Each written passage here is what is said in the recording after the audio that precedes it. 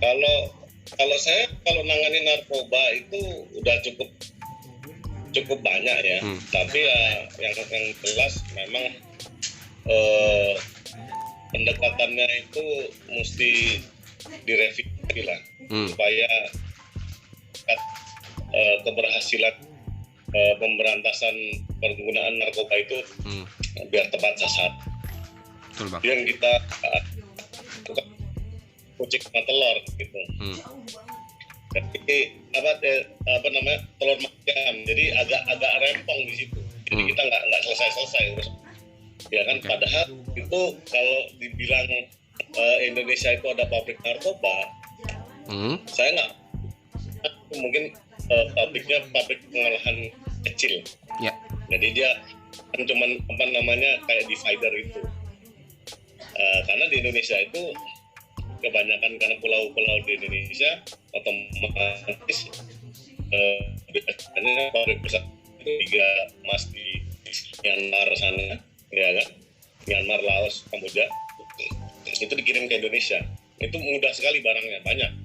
Kalau di Indonesia sendiri itu karena orang Indonesia itu masih agraris ya, cenderung bertani dan maklaris, alias banyak orang bermaklar. Jadi selain petani, orang Indonesia itu banyak maklarnya gitu. Jadi Indonesia itu negara maklaris menurut saya. Jadi kalau untuk industrialis, untuk mencetak barang dari narkoba, itu pelopornya si Bang Freddy almarhum itu udah selesai dia. Iya, Bang. Makanya menurut saya pendekatan untuk apa namanya pengguna narkoba di Indonesia itu lebih bagus rehabnya itu diperkuat. Jadi namanya dia kan bukan pecandu yang tiap hari pakai dengan apa namanya dia merugikan masyarakat lain. Contoh kayak di negara bagian California ya, namanya pecandu narkoba itu seluruh artis Hollywood itu pecandu narkoba, hampir 80%. Karena kenapa? Dia kecandu doping itu ya buat bantu dia berimprovisasi dan segala macam. Nah, dunia hiburan pasti nggak jauh-jauh dari narkoba itu sendiri, karena dia dopingnya benar-benar direhab. Jangan dia apa namanya setelah direhab dia pakai lagi atau ya di luar kalian kayak contohnya di negara bagian apa namanya California di Amerika Serikat, yang namanya marijuana alias ganja itu legal, gitu loh. Kalau dipakai ada tempatnya, kayak di Amsterdam juga pakai juga, itu legal juga. Artinya gini loh, kita udah ketinggalan dalam apa namanya penerapan hukuman terhadap psikotropika ini, terutama bidang yang herbal tadi. Ya kayak marijuana, ganja, dan sejenisnya. Tapi kalau yang sintetik, menurut saya memang itu wajib diberantas. Karena kenapa? Tingkat adiktifnya tinggi sekali. Dan itu merusak kesehatan dan meningkatkan jumlah kriminalit. Karena harganya itu ekonomisnya tinggi sekali. Produksinya harga rendah, tapi nilai ekonomisnya tinggi sekali.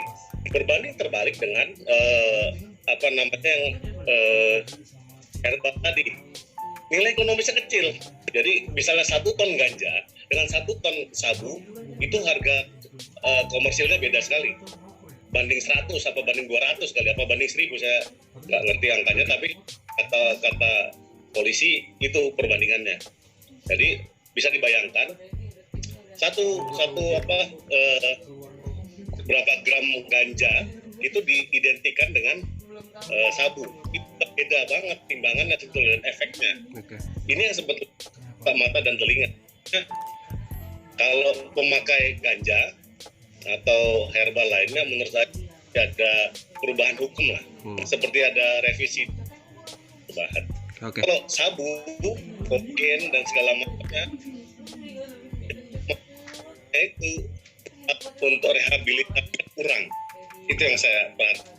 Karena terus terang saya juga sebagai praktisi hukum masukin mengantar ke klien yang pemakai narkoba ke rehab itu selain mahal sekali, perharinya itu bisa sampai 2 juta atau 3 juta per hari, dan itu minimal harus 3 bulan. Ya lu hitung aja berapa itu. Kan gitu. Jadi itu aja sebetulnya itu berat. Nah, itu adalah ketergantungan obat. Dia kena itu adalah korban. Hanya kita menghakimi bahwa pemakai narkoba itu adalah penjahatnya, sama sekali. Karena mereka itu yang bisa kena narkoba itu karena mereka itu ada yang nawarin gratis awalnya. Kemudian mereka itu adiktif karena kecanduan, terus menerus ya coba cari gratisan nggak bisa, akhirnya beli nggak bisa, ya akhirnya ya mencoba segala macam lah, sehingga timbul kejahatan daripada pemakai narkoba. Rata-rata memang disitulah saya tidak mau mengkritisi lebih jauh soal performa daripada hukum itu kan ada metodologi penilaiannya, mungkin dari sendiri, tapi dari kacamata orang di luar institusi itu sendiri, sebetulnya memang proses penegakan hukum narkoba ini pendekatannya kalau kacamata dengan Belanda, ya kan kita kan baca kitab-kitab hukum Belanda yang sekarang. Jadi pendekatan penegakan hukumnya itu terbalik. Kalau Indonesia itu masih kuratif, artinya ketika ditemukan dia langsung kayak pemadam kebakaran. Kalau di Belanda dia cenderung terbalik, dia para korbannya.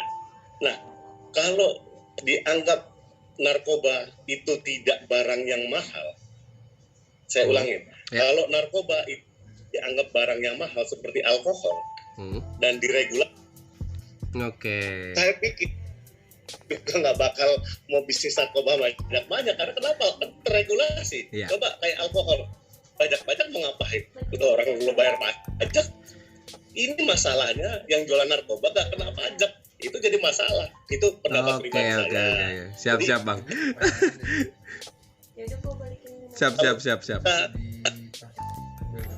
Ya contoh kanduan judi, diregulasi aja. Kalau diregulasi otomatis pecandunya pasti turun. Dijamin, dan pemakainya juga sedikit. Karena kenapa? Hanya orang tergetol dan kaya baru masuk kasino. Sama kayak orang yang benar-benar dia punya uang dan memang berlebih, dia akan kayak beli alkohol aja ke klub-klub. Mana ada orang akan dibawa berani masuk klub atau dia masuk ke paling sedikit kecil kafe-kafe yang live music itulah. Dia harus spend berapa? 2 juta sama karena sanggup dia gajinya bisa cuma 5 juta. Logikanya nggak. Makanya dari segi komersial ini penegakan hukum ini mesti pendekatannya gitu yang seperti di Belanda. Kita jangan melihat kebakarannya di mana, tapi sumber kebakarannya ini dari apa. Itu pendekatannya mesti di situ. Ketika bisnis narkoba ini, emang korban itu hitungan apa komersial dari bisnis narkoba? Nggak ada, dia keluar duit mas, dia pakai, dia kena tipu ya, akhirnya dia beli terus gitu loh. Nah sama aja kalau misalnya kalau orang nggak punya duit belinya lem iPhone. Nah, hati itu bukannya kita mendiskreditkan merek iPhone ya, bukan ya, tapi itu yang menjadi kecanduan yang kita temuin di masyarakat kayak gitu. Sudah cukup baik, cuman kurang update. Itu sudah cukup baik, tapi kurang update-nya terhadap pelaksanaan restoratif tindak pidana narkoba dan psikotropika. Itu belum clear.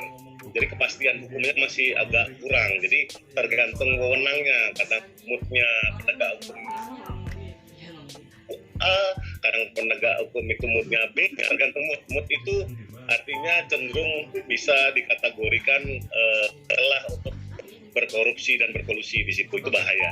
Makanya sebetulnya kalau misalnya tegas, korban harus di rehab titik. Nah, semua orang penegak hukum itu setuju dan itu menjadi suatu kepastian. Tidak ada celah lagi untuk para penegak hukum untuk meras atau cari akal, ya kan? Lu kalau nggak bayar segini, gue jeblosin. Dengar begitu. Itu bukan saya ngomong panjang. Iya bang. Ya, itu anji, bukan ya? Ya. Bukan anji. Mohon kalau mengerti. Tapi kayak beginilah pikirkan kembali. Karena kenapa ketika dengan ganja,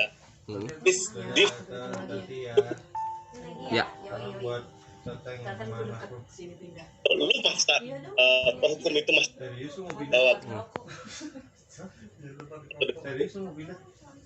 yang mesti direvisi.